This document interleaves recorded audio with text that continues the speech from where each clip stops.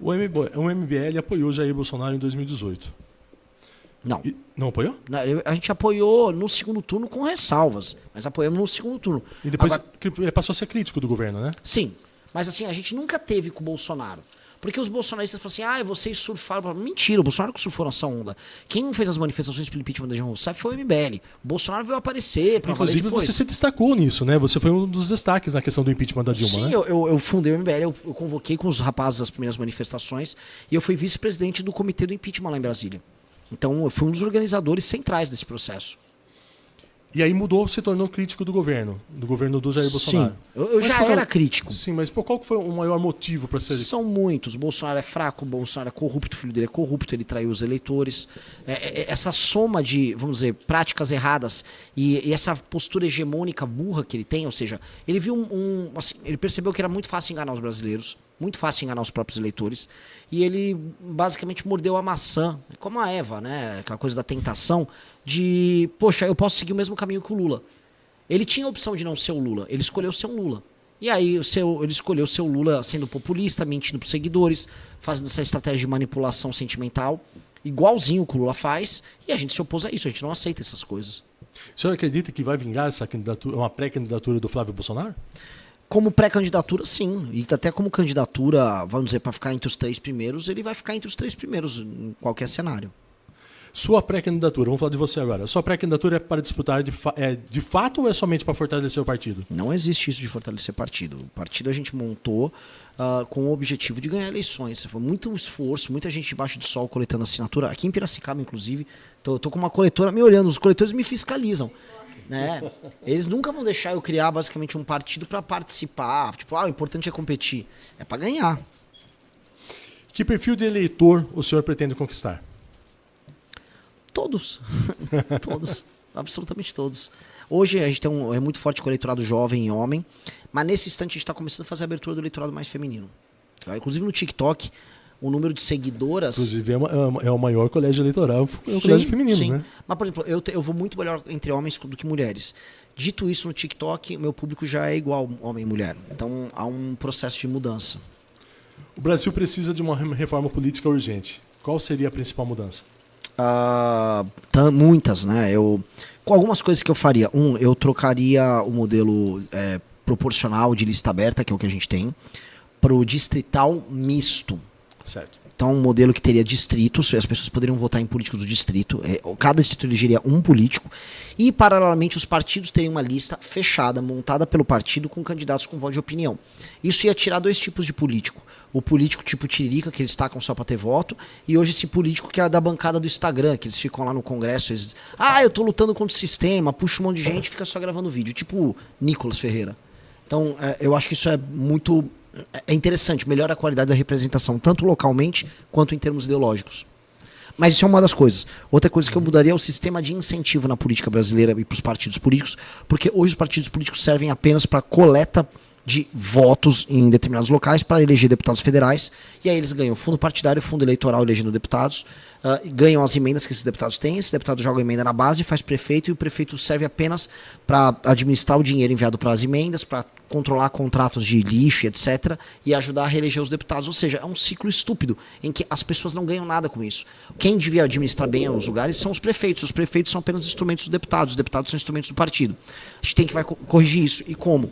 O fundo partidário e o fundo eleitoral tem que ser determinado pela qualidade do trabalho do prefeito. Quem vai avaliar isso não é o eleitor, porque o eleitor não sabe avaliar. São critérios objetivos que envolvem segurança, cobertura de esgoto, saúde, atividade econômica, arrecadação. E isso cria, através desses instrumentos, vamos dizer, uma medida objetiva de avaliação que aí pode fazer com que o partido ganhe mais ou menos dinheiro do fundo partidário e do fundo eleitoral. E também o prefeito que não cumpre esses requisitos, ele perde os direitos políticos por 8 anos. Aí, assim, o sistema político está bem reformado. Como melhorar a relação entre os poderes e reduzir as crises institucionais? Tendo, acima de tudo, um líder no poder executivo, um presidente da República, que não seja corrupto ou que não chegue lá fazendo acordos que ele, enfim, não teria orgulho de contar em público. O senhor defende mudanças no sistema eleitoral brasileiro? O senhor já até falou sobre a questão da parte do misto, né? Do distrital misto. Não, o que eu citei aqui seriam mudanças eleitorais. Qual é hoje o maior problema do Brasil, no seu ponto de vista? Segurança pública. segurança pública e depois corrupção. Qual decisão impopular um presidente precisa tomar para o país avançar? Mexer especialmente agora na aposentadoria de muitas categorias, os militares são um deles. Outra medida é acabar com o modelo do Bolsa Família que existe para muita gente. Hoje o Bolsa Família atinge homens de 25 anos, marmanjos saudáveis que podiam trabalhar e estão botando dinheiro no bolso às custas de outras pessoas que estão ralando. O Bolsa Família passou a ser eleitoreiro, né? Lógico, mas ele sempre foi, mas ele passou a ser um instrumento de injustiça. Ou seja, hoje tem muita gente ganhando às custas do trabalho de outros. E nós vamos instituir frentes de trabalho em cidades que estão tomadas pelo Bolsa Família. Se há uma cidade que mais de 30% da população está vivendo de assistência, a gente vai instituir frente de trabalho e aí a gente vai contratar essa massa de homens e mulheres jovens e saudáveis para trabalharem para o governo. Eu até comentei contigo antes, o Renan já está preparado para viajar o Brasil todo? Olha, preparado eu tô. O problema é que, assim, as estradas que não estão preparadas, né? Para receber. Pô, assim, é muito precário. Tirando o estado de São Paulo, que realmente é muito bom. O estado de São Paulo é outra realidade. É outra realidade. Agora, o interior do Brasil, as estradas são uma piada. Tipo, assim, eu não sei quem vai me matar antes, um acidente de trânsito ou o Comando Vermelho nessas viagens. Espero que nenhum dos dois. Se eleito, qual seria a sua primeira grande medida no governo? Decretar estado de defesa. E o estado de defesa vai permitir que a gente entre nas favelas e nas áreas controladas pelo crime, que a polícia possa fazer incursão nas casas das pessoas para tirar os traficantes que se escondem, fazendo as pessoas de reféns. Vai permitir que a gente tenha meios operacionais para atuar, toque de recolher nesses lugares, para que a gente realmente destrua o crime organizado. E isso precisa começar no primeiro dia de mandato do presidente da República. Existe uma distância muito grande entre a população e o poder judiciário, o STF. Existem muitas críticas. O senhor concorda com essa maneira como é escolhido um ministro do STF, uma indicação presidencial? Ou o senhor acha que devia alterar essa escolha dos ministros? Eu acho que a gente fala muito sobre o STF e não por conta disso. A gente fala muito porque o STF ele tem muitas funções. A Constituição brasileira, ao tornar tudo, vamos dizer, matéria de discussão constitucional, deu ao STF muitos poderes, porque já que tudo é matéria constitucional, o STF fala sobre tudo. E também por ter colocado o STF como o tribunal, vamos dizer, superior na hora de discussões criminais, especialmente de políticos. Então, eles têm muito poder. A gente tem que arrancar esses poderes deles. Se a gente arranca esses poderes do STF, acaba com decisão monocrática, cria um foro próprio, particular, com desembargadores sorteados ao redor do Brasil, que vão ter um mandato de 1 ano para poder julgar políticos, você vai ver que o poder do STF é completamente esvaziado. Fazendo uma reforma constitucional também que retire da Constituição muitos temas, o STF vai ficar só tratando de questões constitucionais, não vai dar para ter lobby, não vai dar para botar medo nos políticos, e aí nem importa muito quem o indica, porque eles não vão causar dano para nós. Renan, quando o ex-presidente Jair Bolsonaro foi candidato em 2018, uma das plataformas dele para governar, ele disse que a maioria ou até 100% dos ministros dele seriam técnicos, não seriam políticos. E aí ele começa com essa linha de raciocínio. E depois ele viu que para governar ele precisava ter mais políticos do que técnicos. Como que vai ser a sua escolha ministerial caso eleito presidente da República? Eu não acredito na dicotomia técnico e político. Até porque se você está numa atividade política, você é um político. E o seu técnico tem que ser ele próprio político. Ele tem que saber que ele está num jogo de poder. Ele tem que caminhar nos dois lados. Lógico, não existe uma coisa que é só um, outra coisa que é só outra. Então, eu posso encontrar grandes políticos que vão ser capazes de ter realizações tecnicamente brilhantes. Eu vou dar um exemplo para quem não ficar fugindo. O Fernando Henrique foi ministro da Fazenda. Ele foi, talvez, o maior ministro da Fazenda da história. Ele não era um economista, ele não era um técnico, ele foi um político. Sociólogo, chamou para perto dele a turma da Casa das Garças, lá do Rio de Janeiro, alguns economistas brilhantes, e fez o Plano Real. Ele era um político. Então, um político pode fazer realizações essencialmente técnicas, eminentemente técnicas. O Roosevelt fez um governo nos Estados Unidos que construiu a infraestrutura americana. Ele não era um técnico, ele era um político. Então, eu acho que essa é uma falsa dicotomia que a gente não precisa seguir. Até a criação do medicamento genérico foi criado pelo Serra, que não era médico. Que não era médico. Excelente ponto. Exatamente. Então a gente pode levantar inúmeros casos em que essa divisão ela é quebrada. Ela é uma falsa divisão. Na verdade, era um discurso que o Bolsonaro tinha que ele não tinha condição de cumprir. Como nenhum tem. Isso é um falso discurso. Eu acho o seguinte, por exemplo, se eu trouxer uma grande liderança política que tem um corpo técnico ao redor dela sério, essa liderança política será muito bem embasada e aí ela vai usar a capacidade política dela para levar aquelas políticas criadas pelos técnicos a cabo. Beleza. Vamos entrar num assunto que está sendo do momento. O que o seu governo faria para evitar novos escândalos, como o que aconteceu com o do Banco Master? Punições muito duras. Você vai ver que eu sempre... Tem um ovo da serpente, que é o seguinte, a gente vê um escândalo do Banco Master e todo mundo falou, olha, para resolver isso, a gente tem que evitar agora essa febre das fintechs. Não é muita fintech, ficou muito fácil, fintech é usada pelo crime organizado, setor de óleo e gás está usando, o Banco Master usou, então vamos regulamentar e dificultar a abertura de fintech. Não! Foi um ganho, as pessoas ganharam demais, a gente teve bancarização de monte com fintech, as fintechs permitiram que os brasileiros tivessem no celular delas uma conta bancária, criou um mercado de crédito maior para as pessoas. A fintech é bom. O que tem que ter é, se você usou uma fintech para roubar ou para fraudar, você vai ficar preso 20, 30, 40 anos e não sair da cadeia. Aí você vai ver que o cara vai abrir uma fintech para fazer um trabalho honesto e não para roubar. O problema é, o Brasil é hiper regulamentado, ou seja, tem uma burocracia gigante para tudo e penas brandas.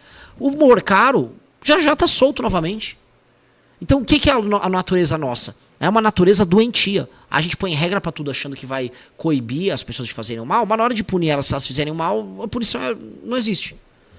O caso de Daniel Vorcaro mostra falhas de governança no sistema financeiro. O que você acha sobre isso?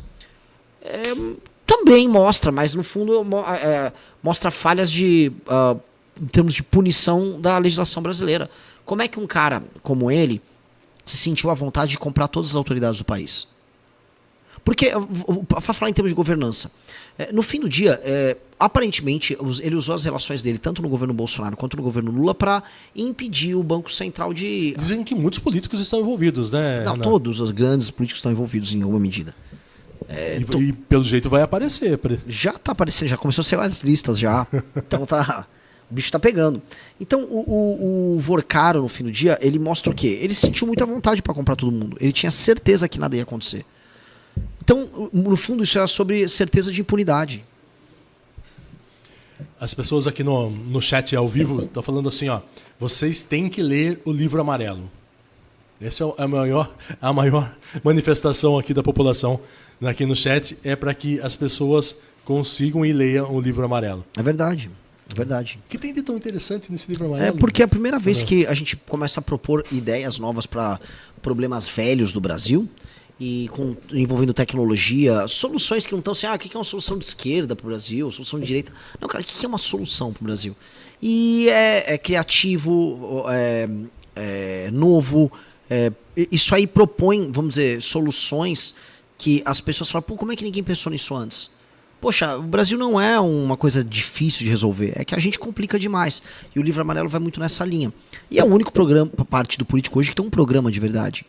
O Livro Amarelo está disponível no site do Missão? livroamarelo.com. As pessoas hoje podem fazer um sistema de assinatura para comprar os livros, que são os preparativos do Livro Amarelo, são 6 fascículos. Certo. E até julho sai o Livro Amarelo, que vai ser o meu plano de governo. Correto. Voltando na questão do Vorcaro, que medida seu governo adotaria para combater essas fraudes bilionárias no sistema bancário? Voltar com a prisão em segunda instância.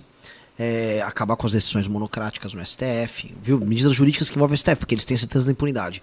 Aumentar todas as penas para crimes de colarinho branco, acabar com a progressão penal, acabar com as saidinhas, todas as medidas que esses caras usam para basicamente tomar essas ações protelatórias, fortalecer a independência do COAF, da Receita Federal e da Polícia Federal, para que eles possam investigar e pegar os caras. Fazendo isso, nós não precisamos aumentar as regras do mercado. Eu não vou comprar essa ideia de que eu preciso tornar o mercado mais engessado. Eu não vou fazer isso. Eu não vou começar a dificultar uma pessoa de abrir uma fintech.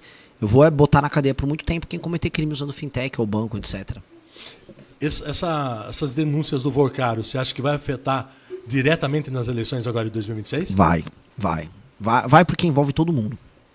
Envolve do bolsonarismo ao centrão, do STF ao PT, de prefeitos a governadores, todo mundo. Então a população vai ter surpresa. Muita. Já tá tendo, né? Já tá tendo. Esses dias pegaram lá que o Nicolas voou no jatinho, que aparentemente era do Vorcaro. Nisso, o que você achou dessa caminhada do Nicolas? É uma caminhada ególatra, ele estava se promovendo, produzindo conteúdo para redes sociais. Ele falava, acorda Brasil, mas no fundo ele estava se divulgando. É do jogo, ele tá se divulgando, ele é um marqueteiro de si. Não tinha nada a ver com o Bolsonaro, né? Era marketing puro pra ele. Basicamente. Fala meus queridos, aqui quem fala é o Alan do canal Inevitável Cortes, e no meu segundo mês postando cortes aqui no YouTube de figuras do Partido Missão e do MBL, eu faturei cerca de 25 mil reais ou um pouquinho mais de 4 mil dólares. E se você tem interesse em estar criando o seu próprio canal de cortes, eu preparei um treinamento 100% focado, mostrando o passo a passo para você estar conseguindo fazer seus cortes de figuras do Partido Missão e do MBL. Para acessar o treinamento é só clicar no primeiro link da descrição ou ler o QR Code que está aparecendo aqui no meio da tela agora. E se você gostou desse vídeo, não se esqueça de deixar o like e se inscrever no canal. Te vejo no próximo vídeo.